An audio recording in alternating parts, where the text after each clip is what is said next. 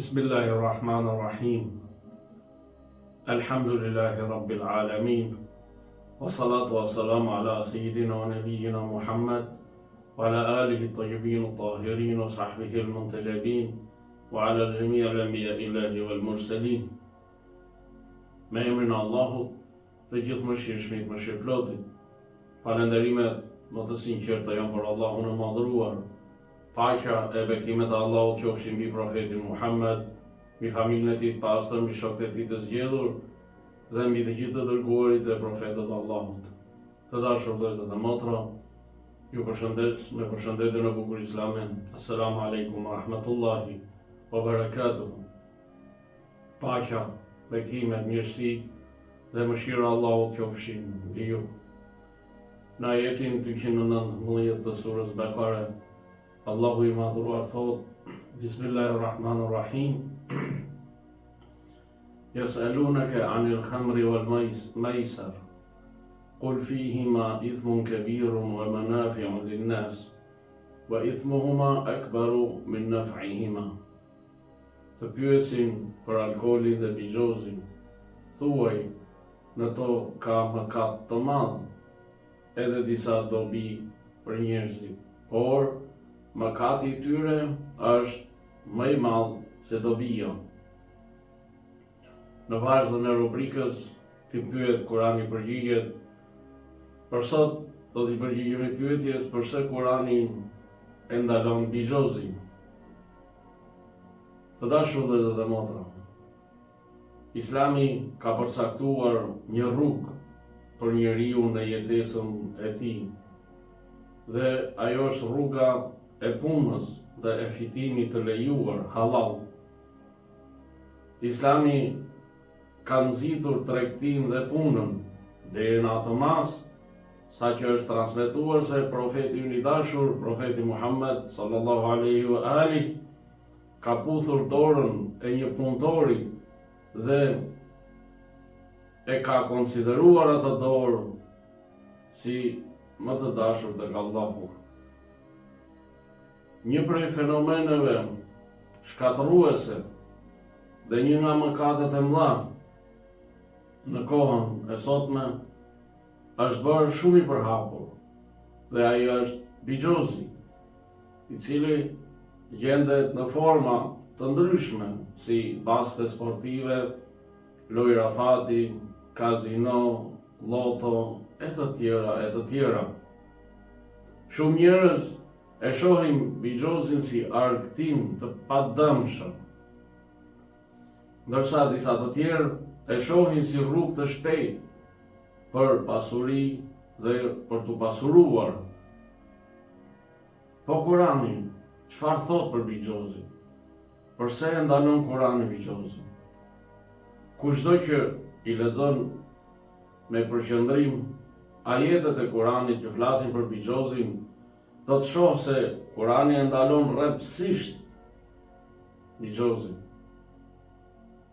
Për këtë, Kurani flet qartë dhe pa mëdyshje në ajetin 90 të surës Maide, në të cilin Allahu i madhuruar thot: Bismillahirrahmanirrahim. Ya ayyuhalladhina amanu innamal khamru wal maisiru wal ansabu wal azlamu rijsun min amali shaytani fajtanibuhu la'allakum tuflihun.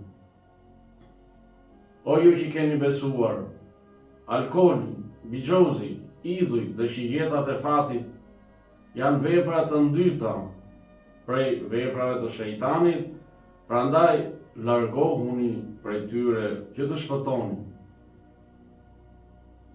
Në këtë ajet, bigjozi është përmendur në arabisht me fjalën al-maisir, e cila shpreh marrjen e pasurisë së tjetrit me lehtësi dhe pa ndonjë përpjekje, lodhje apo mundim. Kurani thot se bigjozi është vepër e dytë e shejtanit.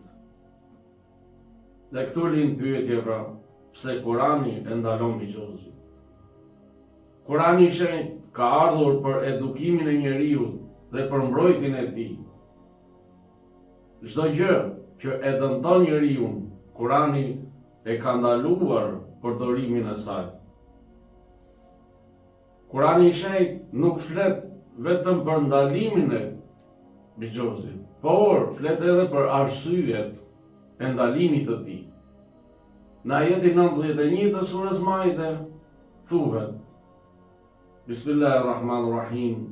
Innama yuridu shaytanu an yuqi'a bainakum al-adawata wal-baghdha'a fil khamri wal-maisir wa yasuddukum an dhikrillahi wa 'anis salat fa hal antum muntahun. Shejtani dëshiron që me alkoolin dhe bigjozin të fus armiqësi dhe urrejtje mes jush dhe t'ju largoj nga përmendja e Allahut dhe nga namazi. Ky ajet flet qartë për arsyet e ndalimit të bigjozit dhe është një nga ajetet më të rëndësishme rreth kësaj çështje, pra rreth çështjes së bigjozit. Ky ajet përmend dy arsye të ndalimit. E para, bigjozi fut armiqësi dhe urrejtje mes njerëzve. Dhe kjo sepse në bigjoz dikush humbet dhe dikush fiton në mënyrë të padrejtë. Dhe kjo sjell zemrim, zili, konflikte dhe ndarje mes njerëzve. Madje mund të shkojë deri në krim, në vrasje. Arsyeja e dytë që përmend ajeti është pra arsyeja e ndalimit të bigjozit, pra që përmend ajeti 91 pra në surën Maide, është se bigjozi të largon nga përmendja e Allahut dhe nga namazi. Bigjozi, si dhe alkooli, e largon njeriu nga devotshmëria dhe nga përkushtimi ndaj Allahut të plotfuqishëm. Njeriu bëhet i preokupuar me lojrat e fatit dhe humb lidhjen shpirtërore. Por ka edhe arsye të tjera që dietarët i përmendin për ndalimin e bigjozit. Dhe ato janë: e para, fitimi në bigjoz është i padrejtë dhe haram, pra, dhe për këtë pra është i ndaluar. Fitimi pra nuk bazohet në punë, në mund apo shkëmbim real, por në rastësi dhe në fat.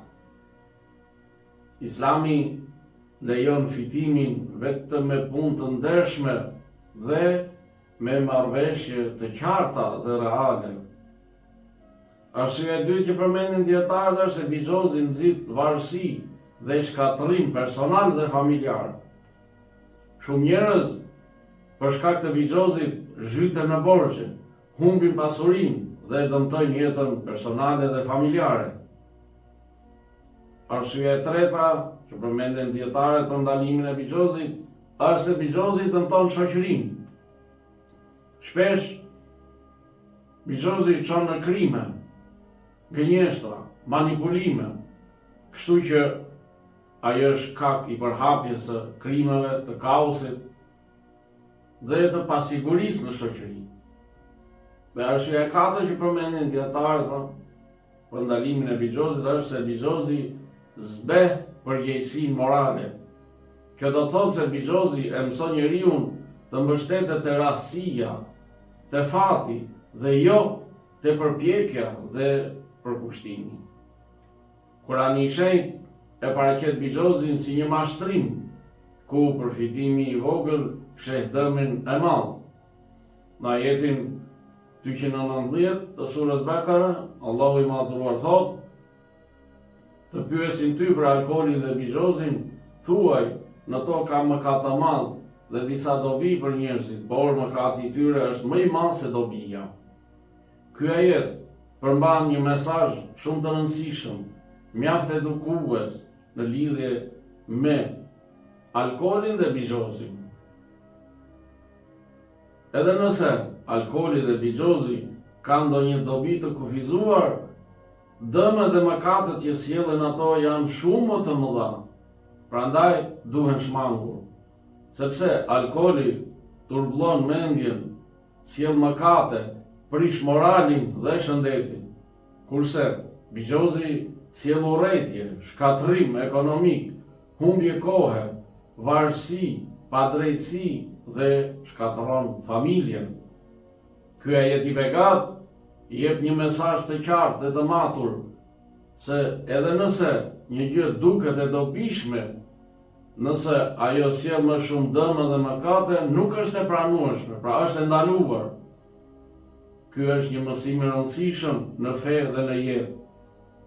Të mos mashtrohemi nga përfitimet e vogla kur rreziku është më i madh. Për pasojat e dëmeve të bigjozit flet edhe shëndetësia, e cila i ka ndarë dëmet e bigjozit në dy pjesë. Dëme individuale.